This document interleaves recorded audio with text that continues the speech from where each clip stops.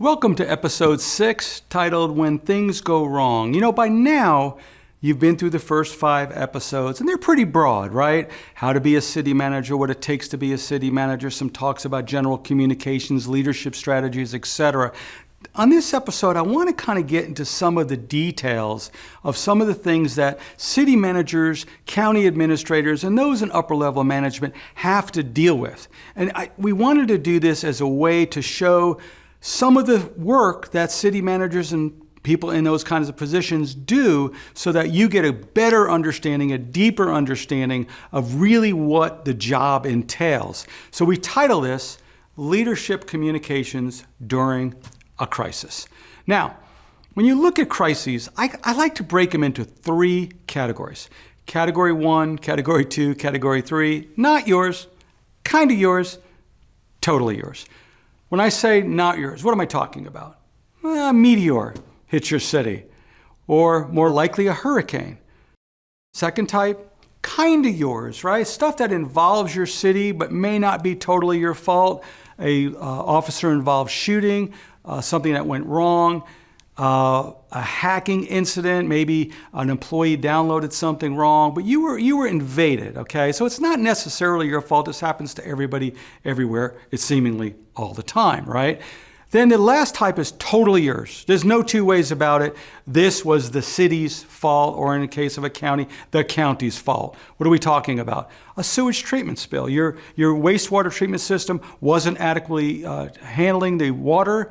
You can maybe try to blame the weather, but no one's going to buy that. Some corruption at City Hall, an abrupt, important termination, or some other type of infrastructure failure that is the city's failure. So while these 3 types of categories are pretty diverse, right? As you're sitting here thinking about what happened in your hometown, you're like, oh yeah, we had this, we had that, we had that. They do have one thing in common, and that's this. No matter their origin, if they happen in your city, if they happen in your county, if they happen in your town, and you're at the front desk, they're all your problem. So what do? Let's start with before the crisis. All right, so hopefully while you're watching this, you're thinking, I got to think ahead on this. First step, have a plan, have a protocol, have something in place. Secondly, organize it and work it. What I mean by that is you could write down a plan on paper, but you got to bring in your department heads, you got to bring in your team, and you got to walk through that plan. Then you have to work it and practice it. Sometimes that's a simple tabletop exercise for certain types of crises. Who's going to handle what? Who's going to be the speaker? Who's going to respond to this? What department is going to be in charge? Who's going to be the lead speaker on these types of things? And then you have to practice it. Then number 4, expect nothing to go to plan. Hey, who doesn't like a PowerPoint that doesn't have Mike Tyson in it, right? What did Mike Tyson say? He said, everyone has a plan until you get punched in the nose. And while that's kind of a funny thing to say, it's absolutely the truth. You will have a plan, you will have a protocol, you'll organize it, you'll make sure your departments are aware of it, then you'll practice it, you'll work it, and then the moment things start coming, the moment things start happening, you'll deviate from that plan. But here's the key. By having a plan, you have something you can deviate from and something you can go back to, so it's not pure chaos. I want to give you a really good example. The word campfire may not mean a lot to you, but it was the title of a fire that happened in California in a city known as Paradise, ironically.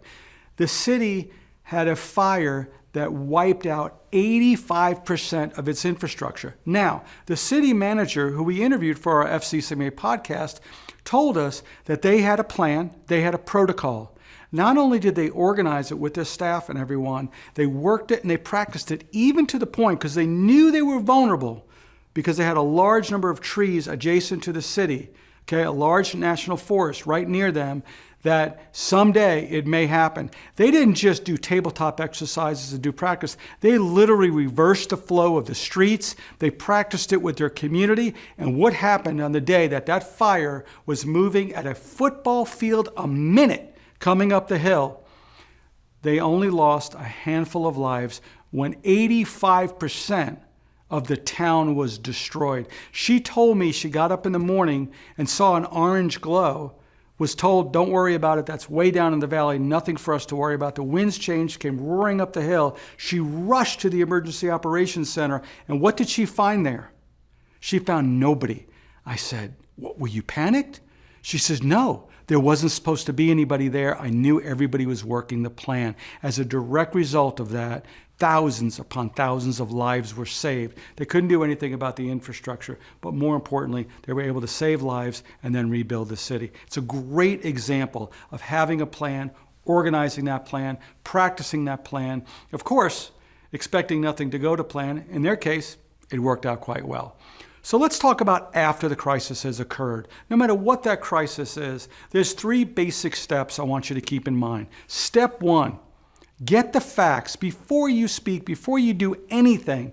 Learn as much as possible about what happened. Step 2, get the facts. Step 3, seriously, get the facts. Why am I repeating it that way?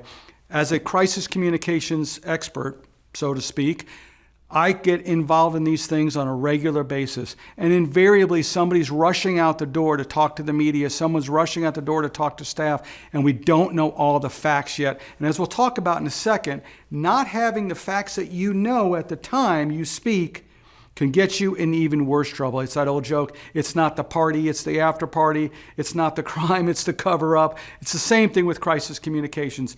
Don't start speaking, don't start taking actions until you can learn as much as possible with full knowledge that at least on day 1, you can't unpack every single fact. But getting the facts is critical. So once you've gotten the basic facts, it is critical to be the first to speak and control the message. Because what you don't want to do is you don't want to leave a vacuum in the public relations space and then let others speak for you. And I guarantee you, they won't have the facts. And then what you'll be doing is playing fact check whack-a-mole, which is, no, we didn't say that. No, that's not what happened. So as soon as you can, get out front, control the message, and control who the messenger will be. Number 3, always be accessible, open, and honest. I know as you're watching this, you go, Vancor, of course I'm going to be open and honest. But there's a lot of times there's stresses, there's pressure to kind of cloud things up, to say, well, we're not going to talk about that just yet. Be as open and honest as possible. And when you can't say something, you say that. Or if you don't know, say that as well, which is the next point. Be willing to say, I don't know. You're establishing the message. You're establishing who's going to be in charge, whether it's your chief of police, whether it's your utilities director, whether it's your city manager, whether it's your mayor, okay? Tell what you know, be open and honest, because if you're not open and you're not honest and you get caught covering up a truth, slightly misstating a truth, or something that you knew that you didn't disclose, then you have a secondary problem, which is, why did the mayor lie? Why did the city manager lie? Why didn't the police chief tell us the whole thing? So that's where the I don't know comes in. Next, accept appropriate levels of responsibility. You know, the critical word here is appropriate. Listen, on the meteor, in my example, or hurricane, you're not responsible for the meteor coming, okay?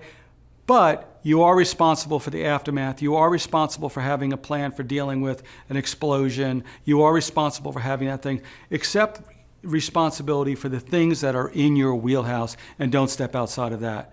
And then lastly, don't be afraid to apologize. You know, healing begins. If you've made a mistake, if your city's made a mistake, you need to apologize, and the public is willing to accept your apology if it's honest and it's forthright and it's appropriate, okay? So let's talk for a second a little bit about apologies, because in my experience, in our firm's experience, most of the problems in crises often come when somebody gives a really bad apology. And that's, you know, so you have the crisis, you have the thing that happened. And what often happens too much is that that crisis is extended. I mean, think about Nixon and the break-in. Had he just admitted it and had they gone, probably nothing would have happened. But when he said, the tapes will set me free, and he didn't properly apologize, et cetera, then things got worse because the public was mad at him, Congress got mad at him, and he lost all credibility. You don't want to be in that situation. So let me give you some fun examples. You may remember this. This young lady is a professional actress. She's just an actress, okay? Peloton was running a commercial around Christmas time where the husband gives an unwanted gift to his wife, apparently by the look on her face, of a piece of exercise equipment known as a Peloton. Okay? Social media blew up over this because what husband gives his wife, who is clearly in good shape, a piece of exercise equipment that she clearly did not want. She was terrified of it. The ad goes on and she develops self-confidence, et cetera, et cetera. Probably not that big of a deal. When I saw the ad, I was like, nothing really triggered me. But when social media began to light up, here's where Peloton made the big error. They could have apologized, they could have pulled the ad, they could have put something else on. They gave one of the worst apologies ever. We are disappointed in how some people misinterpreted the commercial. There's not a part of that that's a good apology, right? I'm putting the blame on you for misinterpreting the commercial. Imagine this. By the way, if you wonder, gee, Steve, how important are these apologies? Peloton lost over $1 billion in value as a result of that. And then a short time later, several months later, a TV show did a reboot of Sex and the City. And in the show, the opening scene apparently was a gentleman dying on a Peloton. Well, the market was so sensitized to this really bad response to this crisis that the stock devalued again. Okay, so those errors that you make in not properly apologizing, not properly managing a crisis can have long-range effect, and it's not good. This is one of my favorites as well. During the BP oil spill, the head of BP was doing an interview. And here's a trained professional, a CEO of a major corporation, and he's doing the interview, you ready for this? From his private island. And on that private island, he said in the interview, he got off message, he thought he was done with the interview, and they said something about, repairs and da-da-da. He goes, I too want my life back. What's the lesson there? Don't make it about yourself. He was excoriated for that. Again, BP took another big hit. It was really bad, the fact that he tried to make it about me. Never make an apology about you. Make it about the incident, make it about what happened, and nobody feels sorry for you if something bad happened on your watch. They expect you to be a professional, they expect you to manage it, and they expect you to manage the communications as well. Another one of my all-time favorites, and the lesson here is everybody has a camera. This was an airline flight where a patient got into an altercation, apparently according to witnesses, not even that bad of an altercation. He was upset that he was in business class and had to pay $7 for a drink or something to that order, something minor. And it escalated with the airline personnel, and when they landed, they had him removed from the flight. And they issued a statement that said, oh yes, we confirm this.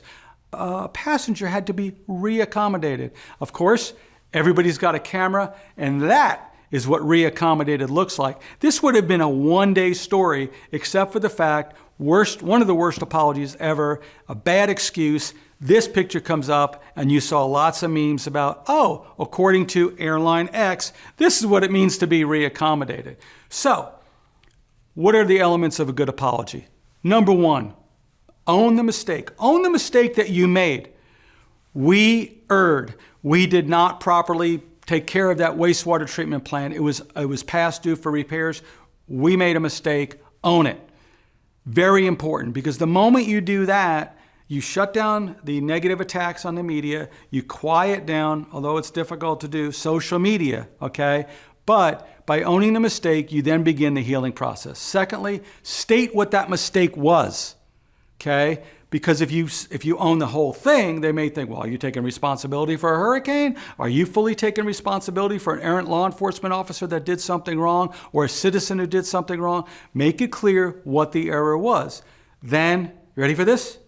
Say you are sorry. We did a review in preparation for this and other presentations about people who went through crises, and you'd be stunned how few people say, we apologize. I'm sorry for what happened.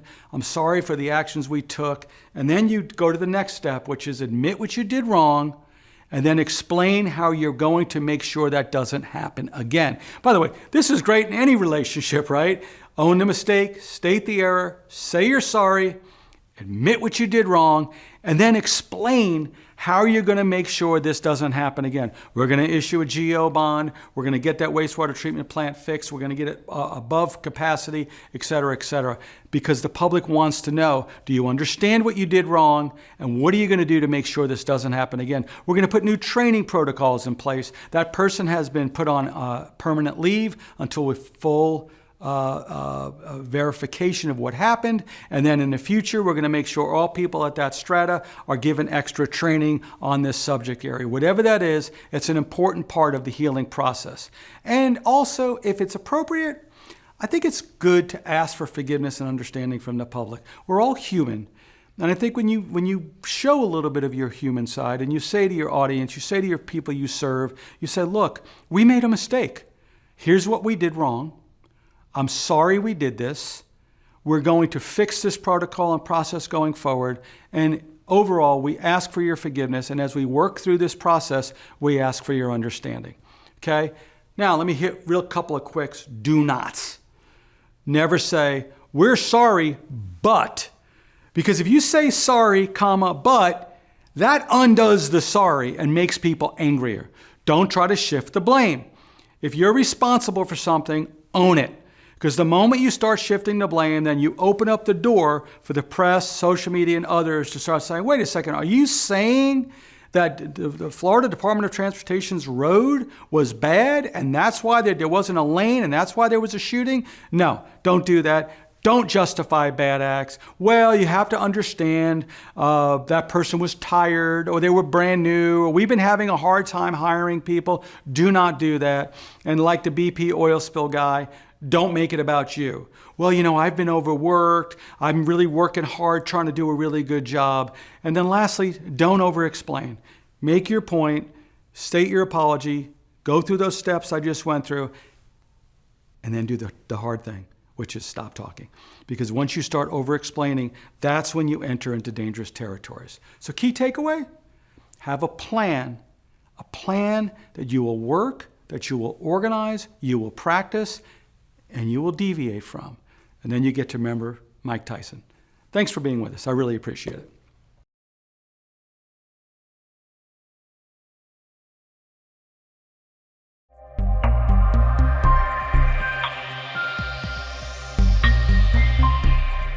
Thank you for staying with us on the second part of episode 6. In the first part, I walked you through some basics about crisis communications, what to do before, what a crisis looks like, what to do during, what to do after, and how important communications is in that.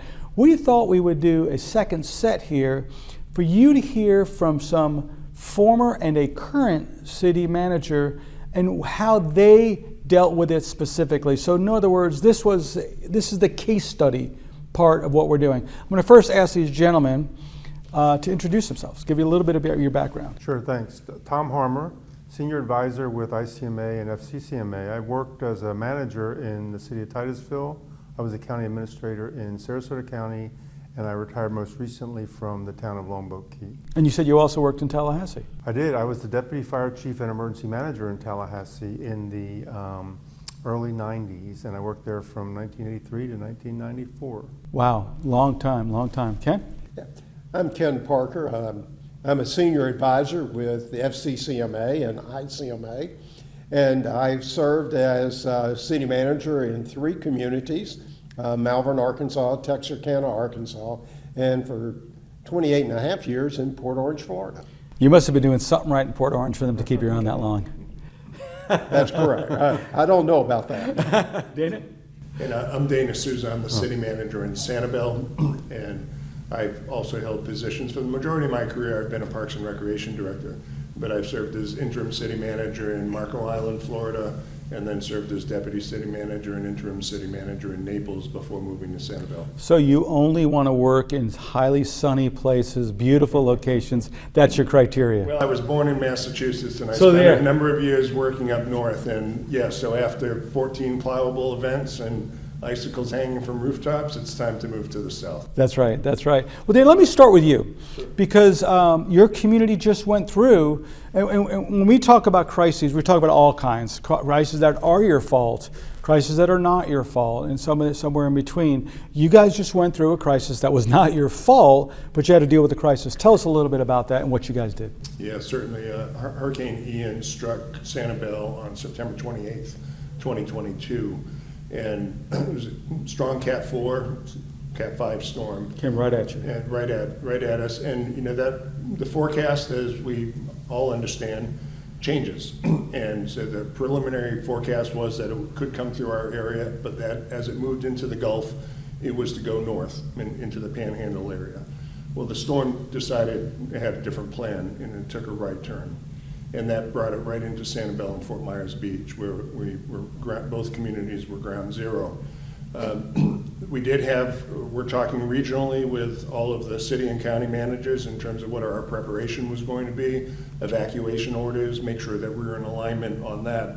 But still, because of the storm's wobble, that evacuation order, in some people's view, came late. And so that's a critical aspect in terms of our preparation. Effective communication in advance. And I want to pause you there for a second, because our audience are people who are considering becoming city managers. And you just brushed by something I want to stop on for a second, which is the importance of developing relationships, especially with your neighboring municipal leaders as well. Talk a little bit about some of that. Yeah, that really is a critical component of an emergency, particular a hurricane or approaching hurricane, is that the Emergency Operations Center is within the county and is really managed by the county. And we all have roles, and our staff have roles that we play within that EOC. So when the EOC was going to be activated was an important consideration for us. And then also how we were preparing our communities. We wanted to make sure that our messaging to our communities was consistent, that one community was calling for an evacuation until the others were ready, and we wanted to be in sync, and that's critically important for us because the evacuation happens regionally, not just in one community. There's different stages to that depending on what your proximity is to the coastline. But it really and that really requires an element of trust, because you're like, man, if I do it earlier, I can get my people out of here quicker and we'll look a little bit better. But you all have to kind of hold hands literally across the water to make sure you work together. Yeah, and we do, and part of what works for that is that you have to share your anxieties as well. So we're a barrier island. As the storm approaches, we would be first to be struck. And we need to make sure that our residents have time to evacuate. One road on, one road off. So that's key for us to get going. So, but our partners in the other communities in the county understand that as well. So while we're biting our nails in terms of an evacuation order, it's still important that we work together and that we help to control that anxiety and keep each other calm. And all of that happens, though, way before storm season. Your preparation, your tabletop exercises, your practicing who's going to make sure that the mutual aid folks have rooms to stay in when they're come working here, make sure their laundry's done, making sure they get food. That's all done ahead of time.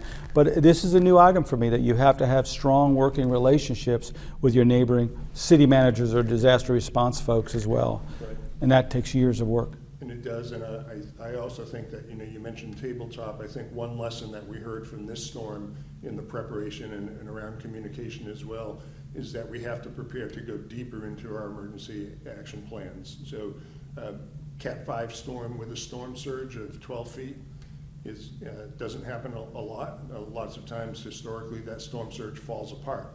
But when that storm surge arrives, your level of communication, your level of preparation, and then your initial response activities are very, very different from anything that I've experienced before. So, personal question, the storm's coming, it's doing its wobble, you have to evacuate, but you need to be at the EOC because you're of no use if you're stuck in your own bedroom worrying about water and you're not there. What was it like to have to abandon the island to come on the mainland? Well, everybody abandons the island. That's part of our standard operating procedure, is that we get our equipment off the island because the unpredictability of storms and what might be coming in at a Cat 2 could quickly turn to a Cat 3, Cat 4, just miles off the coast. So you have to be prepared. So our equipment is off. And because we have to evacuate over a bridge, we don't really want our emergency equipment going over after it's 40 miles an hour wind. So we get that equipment off, and then we set up a temporary EOC in a hotel on the mainland. And then we also have staff who are activated within the county emergency operations center. So it's quite a process for us to be able to do that. And you also mentioned about, the planning and prep and that personal emotion that you have. We also have to remember that our employees have to prepare their homes, which is a critical part of them being able to be prepared to respond. And to be able to once serve the event others, is yeah, over. exactly. That's right. So we have to be able to get our work done to prepare our community, but then give our employees a chance to get home, border up their houses, whatever they need to do, evacuate their families if that's required, and be prepared. So that's an important part of communication as well in terms of that prep of the storm, to make sure that our employees understand when they're going to be able to go. We understand their feedback. They might have special circumstances, sick family members, maybe elderly family members that they're living with, and we have to take into all that into consideration. We want them to come back, and we want to make sure that they have every reason, ability to feel like they were supported during that crisis. Ken, I want to move to you. Let's talk about non-storm crises. During your tenure, give me a couple of examples of crises that you had to manage as a city manager or someone high up in local government. Well, I was trying to think through all of that, Narrow it down to just two. Okay, well, no, because most of in Florida, it relates to storms. Right. But occasionally, things like a police officer gets hit on his motorcycle and he's now near death, or that you actually have a death of one of your personnel. I kind of, remember some of those types of things. Yeah. How do you deal with that? Because it affects your organization, it affects a family, it affects a lot of things like that. And then how do you show empathy, and how do you I was just going to go there, because at one hand you have to manage the crisis, but on the other hand you're a human being, presumably, but you're a human being, and your heart might also be hurting, but you have to get up and you have to make things happen within the local government. That's correct. And I think that, because when you're in an organization, especially in a small organization, they become almost like family. Right. They become Right. family. Right. And so, how do you deal with that portion of the emotion, and making sure that you have that support system in place, the debriefing systems, even though it's one of those types of things. You may have to bring in grief counseling, and you may have to do all of those items, and being sure that you have thought through that before the crisis happens. Just like we do in a storm prep, all that, be sure you have that support system that you can call on and bring them in immediately. Well, let me ask you, how do you prepare for that? Because, I'll quote the former Secretary of Defense, there's the known unknowns, and then there's the unknown unknowns. How do you prepare your team and your staff and your community for those unknown unknowns? Well, okay, sometimes you try to anticipate and make the unknown known. Okay. And so from a manager standpoint is, for example, being sure that you have EAP programs in place. If we're dealing What's with EAP? Okay, that's an employee assistance program, Okay. and there's in place. And that's sometimes when you bring in the counselors and things like that. Debriefing teams are always in place. And So they could be flexible for any kind of crisis. that's correct. And I think that is important, is to try to anticipate as much of the unknown so that you're prepared, so that if it happens, then you have the resources available. But if you don't, then you have to begin to move into that emergency mode and begin to thinking about, and begin to kind of think, what is the things I need to do immediately to handle it? How do you handle the press? For example, one of the communities I'm familiar with, a small child was just hit on their bicycle at a school crossing. All of a sudden, that city is having to deal with something that they don't normally deal with, and they have to deal with how do you handle the investigation, but then how do you handle the fallout from that?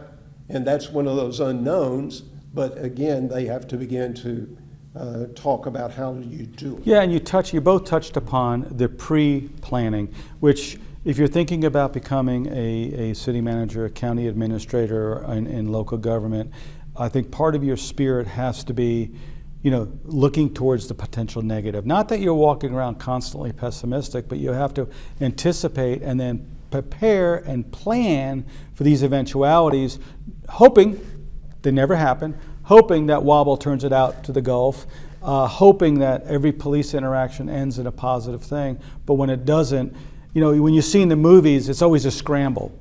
The best team is the one that doesn't have to scramble. They know what their jobs are because they've planned it before. And I think that's an important item, and also the importance of being sure your employees are trained. Okay, and there are a variety of ways that you can go through that training exercise.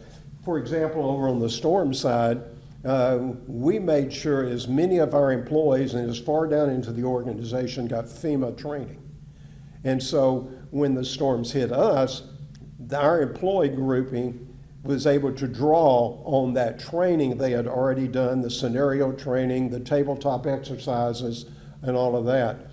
And it's really an interesting, basically in a crisis management, you want to have anticipated, you trained your employees so that they are ready for whatever is occurring, whatever crisis occurs, that they are not dealing with it from a reaction standpoint, but actually have begun to think through. This happened, I can open the drawer, I could pull out the playbook, and I know what to do.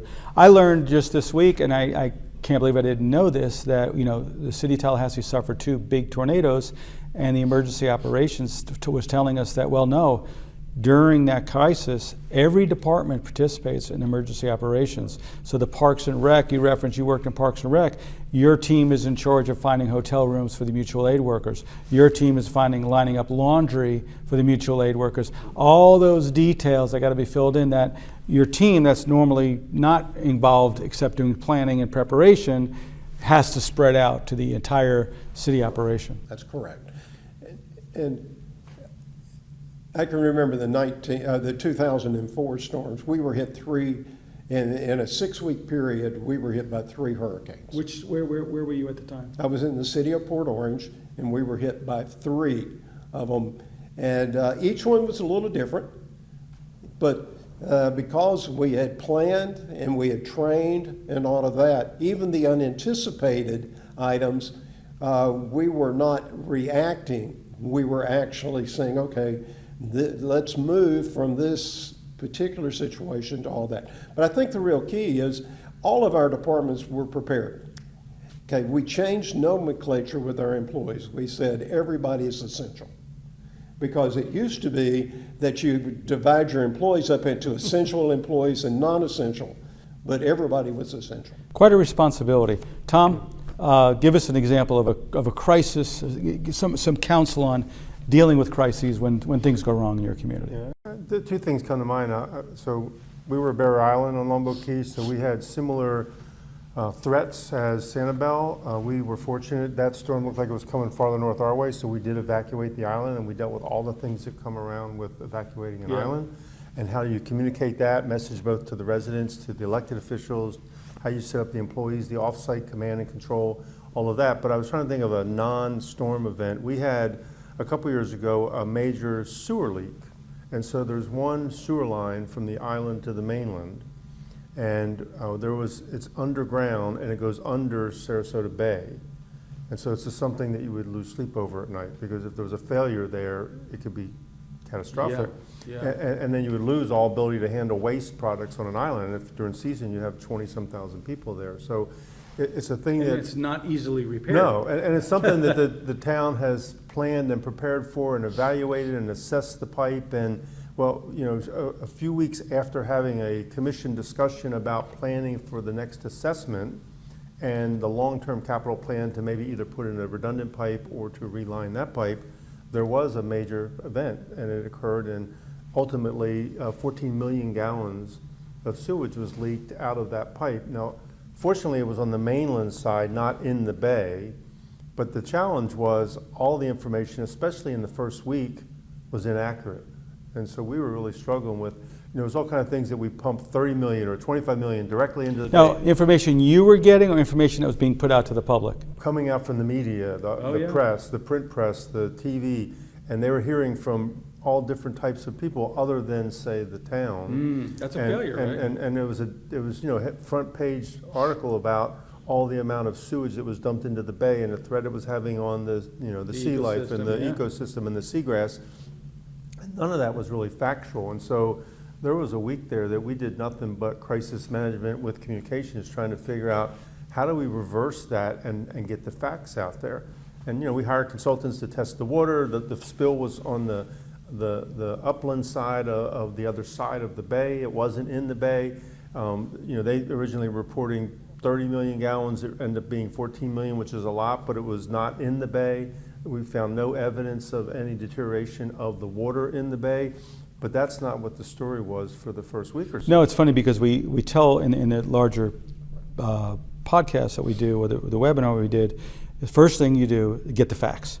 And then you get the facts, you get the facts, you get the facts, so that you can transmit accurate information, even if one of those facts is we don't know, but we will find out, because then you're not playing whack-a-mole, and then people aren't losing their minds. And let's face it, 30 million, 14 million, they're both a lot. They're both That's inconceivably large, but the location Right. is a more important thing for you don't have to worry about the pollution in your bay and getting that out there. And then once the paper says something, getting them to unsay it is virtually an impossibility, and you own that for the rest of the day. It's tough. It's tough. And your elected officials are wondering, well, wait a second, you told us one thing, but the press is reporting something else. And there's something about something being in the press that makes it more Right, credible. right. So what else did you guys do in response to that to manage it? I think it was, over communicating and having third-party experts evaluate quickly and be able to provide the facts back to the public, and we spent a lot of time with that. And I spent a lot of time on the phone with publishers of newspapers and saying, well, here's the set of facts, here's your article, here's the 5 things that are not factual. What do we do together to help get the word out? And so we did have some help with that once we talked to the right people. But it really took, I would say, almost a month to kind of get that story clarified. One thing you've all said, you kind of alluded to it, is over-communicating. I don't think that's a word anymore, because the way we communicate, which is through multiple channels, they've all gotten smaller. There used to be a time when we'd drive home at 6 o'clock to watch the 6 o'clock news, and that was our shared cultural news experience. And now between social media and not even news social media, whether it's Nextdoor, Instagram, Facebook, other things, that you have to hit all of those. And so at one level, you feel like you're over-communicating, but to the recipient, you're barely breaking through. Yeah. So you have to kind of be nonstop, redundant, et cetera, et cetera. And you know the business better than I do, probably, but it's it's the instantaneous information that goes out to the public and to the elected officials. When I was the county administrator in Sarasota County, only there was a short period of time when I had a commissioner call me and say, well, why didn't you tell me one of our transit buses hit a bicyclist? And it's like, well, I didn't know one of our buses hit a bicyclist. Oh. Well, it's on social media. And so, be it the expectations, Yes. what is the county administrator expected to know or the manager expected to know? And something like that in an organization that's a pretty large, covers a whole county, has lots of buses out there, and something happens, and within minutes, it's on social media. Someone took a picture, they posted it on Twitter, it's out there. No, and you're expected to know everything everywhere all the Right. time. You're supposed to be monitoring those channels all the time. You're supposed to be knowing what's going on at all times. And you're right. It happened at 12:07, and at 12:10, people are posting it on social media. At 12:11, your commissioner wants to know why you don't know. Why didn't you tell me? How did you deal with that?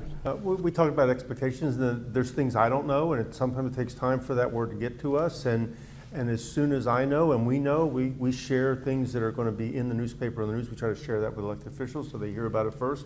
But in this world, you can't do that. We talked about how communications works, and I think it was a teaching moment for both of us. And we talked about expectations with the rest of the commissioners, and I think we all understood that things sometimes happen so fast out there. The information is out. You're going to be behind. I used to have an office that was on a street corner, and I noticed, and when you're on a street corner, you see a lot of accidents. And the first thing people do when they have an accident is they start calling people or pulling out their phone and documenting it and sharing it immediately. The days of the next day press are over, right? Yes. So you have to be as equally responsive. Let me go back. Go ahead. I just want to pick up on that because it is really important that social media is something that we need to monitor, and that it really affects our organizational structure in terms of how the media and how people receive communication. Is that we had completed our strategic plan process prior to the storm, and a lot of it focused on storm preparation, financial planning, but also talked about, we talked very much about our communication efforts with that, and we included a PIO in our structure, which we didn't have. I had to freeze positions after the storm, and we have since hired that, but a primary role of that PIO is to monitor that social media. And because there is messaging that comes up of an incident that happened on the island that might not be getting back to us as quickly as we'd like to, so we can inform our commission or council members. And so I use that as an effective way of communicating with council as well. We have sunshine laws. We can't have two-way communication about a lot of issues that happen, but I will use a text message that starts out one-way communication, and then a bicyclist was injured by one of our vehicles using your case. And before you sent that, you let your staff know, you let the commission know, when I send this, do not reply, because then you're going to open up sunshine. That's right. So and it ends with a message, and I think it's important for people to know when they enter this role, it ends with the message that if you wish to discuss this, please call me directly. Do not respond to reply to all. And it says that, do not respond to the group text. It's one-way communication.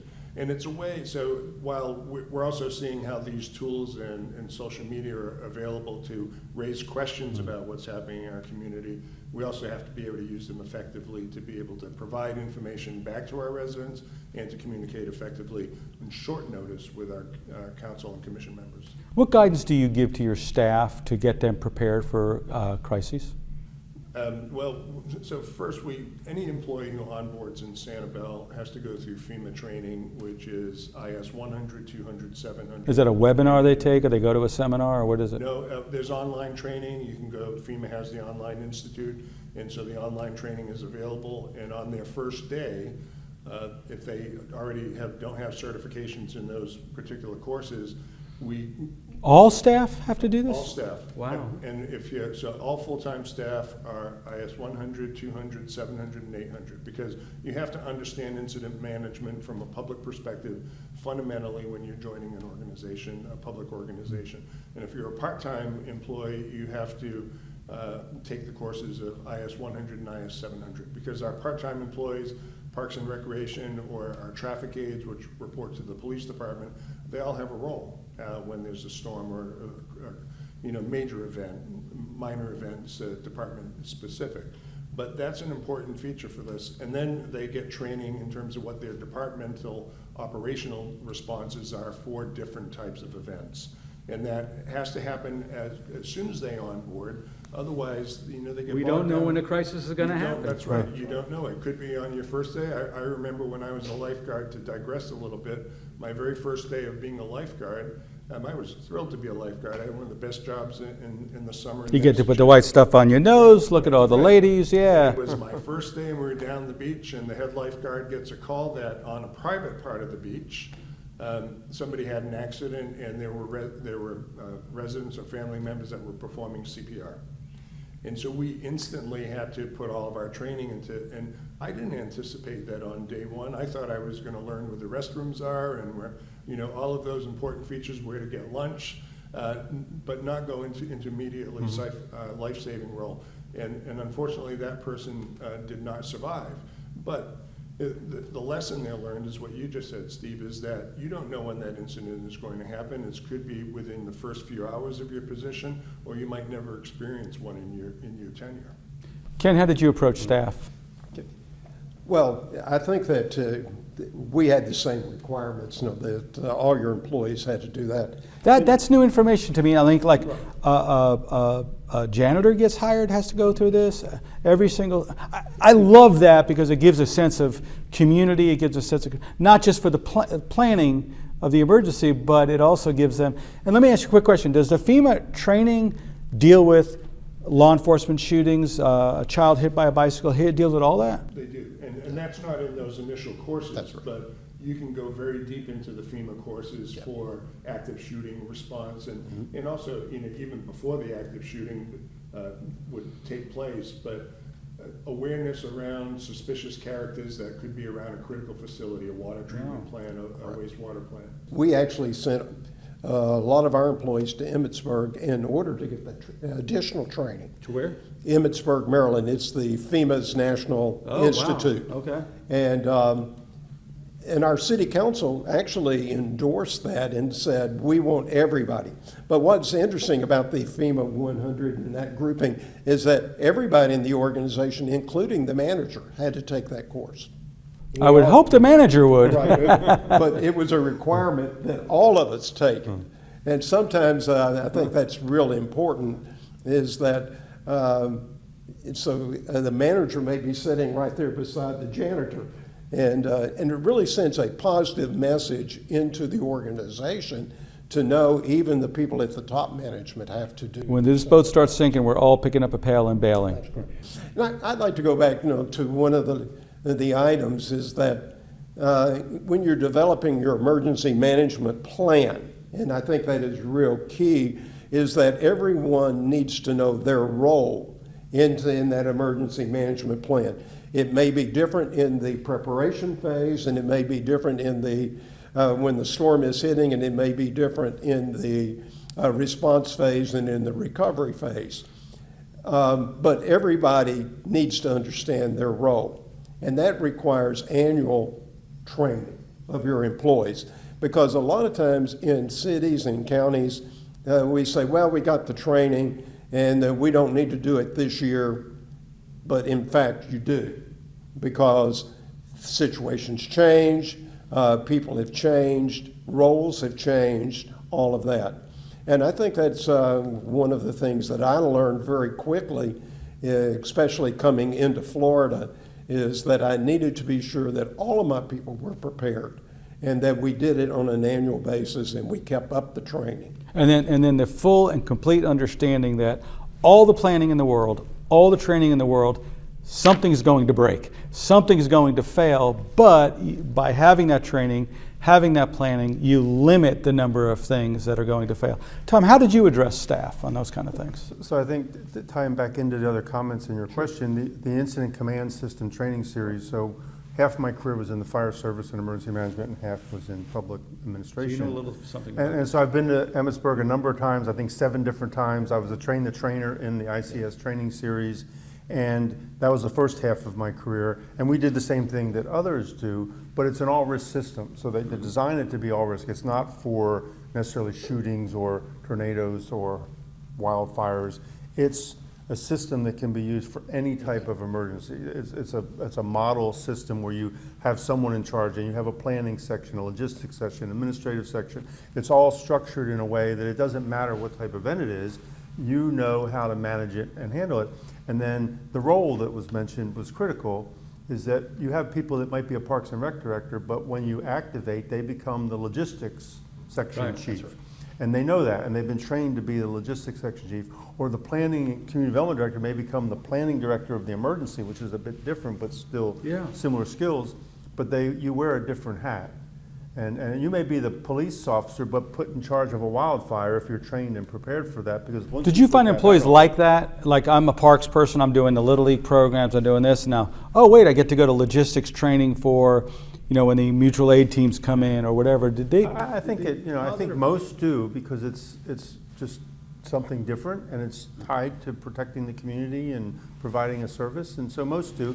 There's probably less exciting jobs than others. Like if you had to staff a shelter, that might not be as exciting as being out there, in the field. But some people might like that. So it just depends on what we call the E-role, the emergency role. So you would transition from your regular role to E-role when there was an activation. And so prepping them for that, training them for that, and then everyone, because of all the training that was mentioned, understands the model that we use to operate under. And so if you need something, you go to logistics. If the plan is developed, depending, it might be on a 12-hour or 24-hour or 6-hour sequence, but the plan and the document that puts the plan together and how you do it, everyone understands that. It doesn't matter what the incident is. And it ties it back to what Ken said, because what Ken said is everybody's essential.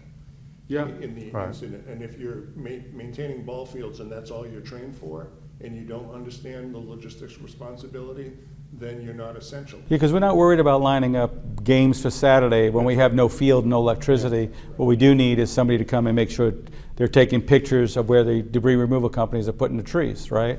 Yeah. I like how he described it as the E-roll. I mean, that's perfect. We're going to steal that?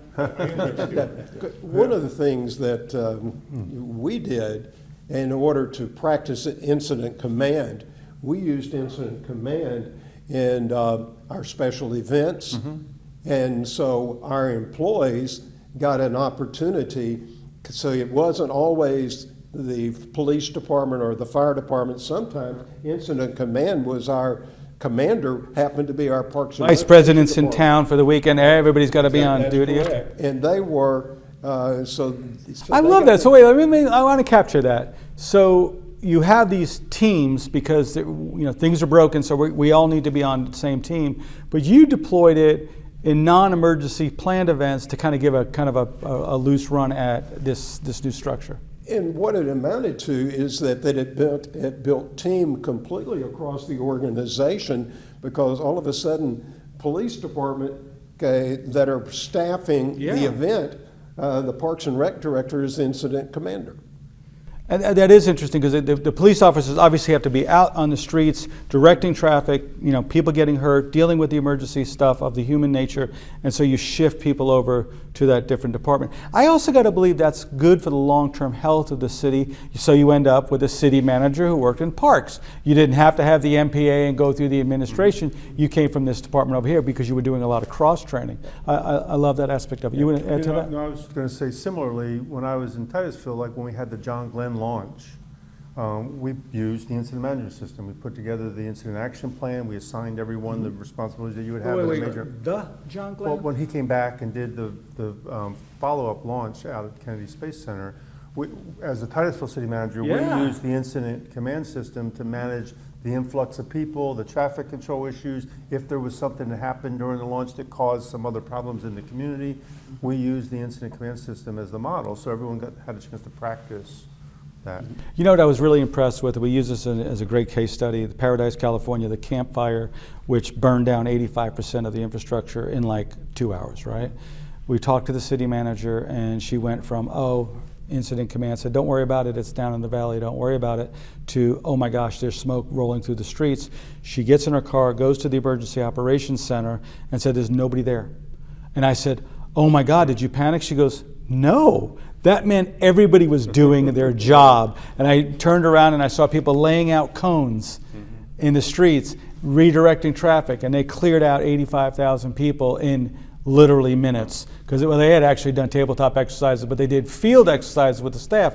But when people know what their role is because they practiced it and rehearsed it, that it makes a big difference during and of course after the crisis. Add something I've learned through multiple events is the depth you need in positions, because a lot of times we gear up for an emergency and it's not as bad as we thought. Occasionally you get a Santa Bell, but a lot of times you gear up and you might get a wind event, you might get a rain event, you might have something you're able to control sooner than you thought, but it doesn't turn into a month of recovery or 6 months or a year of recovery. But after about a day or two, your team gets completely wore out unless you have the shift cycles planned. Oh, really good From point. a communication standpoint, from a command and control standpoint, having more than one person and sometimes more than two people that can rotate in and out to keep that active communication and everything. And else that's interesting because that's the part that the public doesn't really seem to understand, because I remember there was a big blowback because a city manager had distributed generators to the top staff within the city. Be like, oh, they get special perks. No, their families and them are working 20 hours a day, taking cat naps in their cars when they can. Let's give them power so they can be doing the best job to get everybody else back and running. That's a communications problem too, right? It is, yeah. Well, let me shift gears. You get one more I wanted thing? to Go ahead. follow up on that. I'm having a hard time keeping this conversation going. That's right. But okay, in our case, in our emergency operating center, we had a safety officer in the center, and because of fatigue and all of that, the safety officer had the authority to go to anybody in the center and say, take your rest. Because Go take a nap. go get out of the center, you're stressed out, you haven't had your rest period. And that included the city manager. And I could not counteract him telling me to go take my rest period. Because I think one of the dangers of a manager is that sometimes we feel like that we need to be there. Right. And when in fact we can only be valuable when we are refreshed and ready. And sometimes that's why I think that safety officer was so important. And I'd given him the authority to even tell me to go rest. So did you? When you were told to go rest, did you? I had to. He had the authority. He didn't answer it directly. No, the question is, You did I left and go? you got Did I back. sleep? The answer probably is not, but I had to get out of the operating area because, in fact, the stress level was not, I think what he was sending to me is that you're not prepared to make the right decisions that's- when you need to be making. That's excellent. I want to hear your comment, but that's a perfect segue to my last section. It's similar but different in terms of how you have to be able to let your staff do their job, which Yeah. might mean taking authority over you. And when I was working in Naples, we had, I can't say it was a device, but it was something that was strange that was placed at the entry to City Hall and caused a lot of concern in terms of whether or not it could be, an explosive device. And we had to evacuate the building. And I was there with our fire chief and our police chief, and I was too close to that. And so I guess they had a side conversation that said, who's going to go tell the manager it's time for him to go? And then a lieutenant who had responsibility for the site and was the incident commander for that, he came and took me by the arm and said, Dana, it's time for you to leave. And I said, I'm here with the chiefs, I'm good, I just want it. And they said, it's time for you to leave, you're the manager, we need you out of here. And you have to respect that role because that's the role that they're assigned to by your organizational structure. And You have to can't- respect that. You have to respect, you can't interrupt that. Because they know that if that was a device, an explosive device, my responsibility becomes something different. So great point they brought that up. So the purpose, let's bring the nose of the plane up. The purpose of these videos are for those thinking of getting into these roles that all three of you have served and served quite well, is the mindset of the city manager during these moments. If I'm contemplating, I'd like to be a city manager, a county administrator one day, are there lessons learned that you would say, don't take this job if this is your personality type, or you're well suited if this? Let me do it in reverse. What are your thoughts on when you're experiencing that, you're like, oh, I'm not good at this, or I am good at that? What were some of your thoughts on that? So interesting. I haven't really thought about is there a good personality to be a city manager? I think my benefit of having 20 years of emergency management kind of positions you. There's a Japanese saying, "Mizu no kokoro," which means mind like water. So you kind of have to go with the flow and be calm. And so I've always, because I've been around emergencies, there's a fire in a tall building and people are threatening to jump, or there's been a major crash on the interstate and 20 cars are in a pileup and people are trapped. You just have to go deal with it. So you have to kind of shift yourself into being comfortable about managing it And you don't want to, start screaming and hollering because you have to keep your employees calm. Yeah, so if you're the kind of person that gets very emotional at a And time everyone like around that, you will get emotional. then they'll get emotional and things will start to fall apart. And when you're emotional, to Ken's point, you're not capable of being a good decision maker. Yeah, so I think managers that are successful can be somewhat autocratic at times when they absolutely need to be, but they have to be collaborative and inspiring and team building the other times. And during a lot of emergencies, you have to motivate them in a positive way by setting the example of how you're approaching it. So kind of thoughtfully and it's important, it's timely, but it doesn't have to be that emotional part of it. And I think that helps everyone else be calm around you. I had a dear friend, she was the mayor of Broward County when they had 3 storms, and she said every day she had to get up, she had no electricity, no way to get her clothes clean, but she had to look good, sound informed. 3 times a day she was doing briefings, and said it was a really hard part of her job to dig deep and say, I can't worry about my own family here.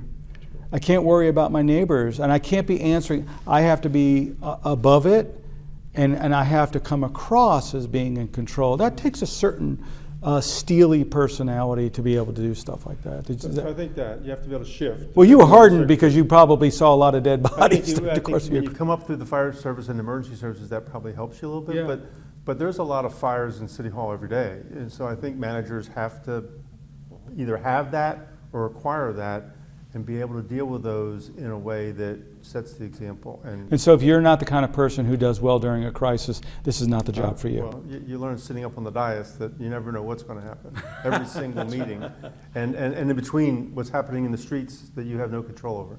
Good point, Ken. Well, it's kind of interesting, going back to the thing is that when you're the manager, sometimes your spouse has to take care of things at the house. And so from a standpoint, that's kind of one of the items is that, and also realizing that your employees are a victim of what is occurring within that community. If it's a storm, their property is being impacted on all of that. I mean, you're both servant and servee. Because it was your house that was destroyed in the storm, but you have to put up and talk about organizing repairs, organizing people getting out on the streets. It may be, in my case, there were 3 to 4 days before I even got to check my own property. Mm-hmm. Because my responsibility was the community. Yeah, when things are going really bad for everybody else, including yourself, you have to rise above. And that takes a certain commitment to public. I mean, we talk about public service. It sounds great. It is great. But that's the ultimate moment of when you got to subrogate your own needs in the time of a crisis for the good of others. Right. And so it also takes that communications with your family. What is expected of you and what you will be doing during that crisis period. So it's one of those types of situations where when you go into this profession, it's more than just that Monday through Friday activity. And when a crisis happens within the community, understanding what is going to occur. Very good. What are your thoughts about the personality, about what it takes to be a good city manager? And I agree with what everybody has said, is that you have to be calm. We heard today from Have to be Steve, calm. Calm. We heard from Steve Covey today about modeling. And you have to model that calmness and that leadership in an event. That is the manager's role. There's an incident commander, but you still have that responsibility as the head of the organization to lead. And the challenges that are going to come up, the fires that happen every day, when you're in a major catastrophe, there's a lot of fires that are going on that are going to rise to your level, and that you're going to have to do that, make decisions. You're also going to have to speak to the community. And you have elected officials, whether you have 5 or you have 7, whatever is in the community. Part of your preparation should be, what are their roles as well? Because you have to have them, they have to have an assignment, otherwise they'll be trying to do your job by doing something that you don't need them to do. And media is one of those areas that they can do. In our instance following Hurricane Ian, we had a lot of national media attention. Sure. And the mayor couldn't handle it all, I couldn't handle it all, so we gave out roles. We needed generators, we needed fans, we needed other things. But you have to identify that before an event, how council can contribute to really being involved and having a meaningful impact on that. And the last thing about your family is you have to prepare your family as a manager as well, because you are going to be separated during an event. And the best thing to do When they need you most. when they need, your community needs you most, and your family needs you most too, but you need to get your family to evacuate. Now, my wife is not great at evacuating. She doesn't want to do that, but she will. And so, but you have to get your significant other, your spouse, your girlfriend to understand, boyfriend, understand that you're going to be separated for a while, and that comes with the job. But also, if your family decides not to evacuate, then you have another worry, and you're like, please evacuate first and early and get out of here so that I can focus on serving the public, which is quite, again, this is dawning, it's quite the sacrifice that during a time of community crisis, you got to be the leader to make sure things are getting taken care of right away and subrogate your own family's needs, your own personal needs. You have to be fully present. It's good to work that out in advance. Yeah, you got to work that out in advance. Absolutely. The last word that I'll just say is look at a disaster as an onion. And if you like the Outback, think of it as a blooming onion. The outside layers are sort of the first response issues that you have. And then as you get further away from that date of that incident, what you're responsible for changes. And in our case, following a major catastrophe, it's planning and zoning. It's debris removal, and then how are people going to build back their home? Yeah, road restoration. And now, 20 months after the storm, being able to get businesses back up, how are we going to amend our code and amend our financial position so we can try to help businesses get back open? Think long. It's not hurricanes in particular. They're not short events, they're long events. It's like a marathon. And you have to be prepared and really think prior to an event about what those different layers look like. You're not going to get it exactly, but if you can talk with colleagues who work in other communities who have been experienced and have gone through some of these events, you should learn from every one of them. And you know what I hear from every single one of them, and the more experienced they are, the more likely they are to say this. We learn so much each time. It's not a static process at all. Gentlemen, I was thinking about this. This is probably a century of, I bet you will love that, right? A century of experience sitting here. Thank you so much. I hope this is well watched and know it will be well received by those who do. So thank you very much for doing this. We really appreciate it.